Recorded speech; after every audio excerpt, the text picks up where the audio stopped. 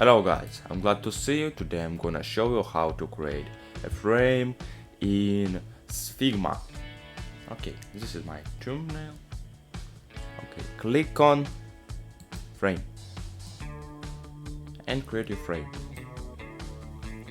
Okay, we can rename your frame.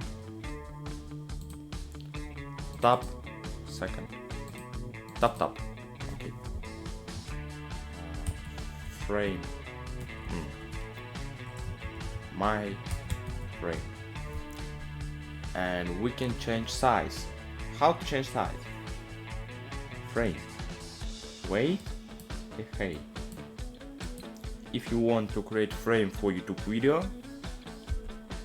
right,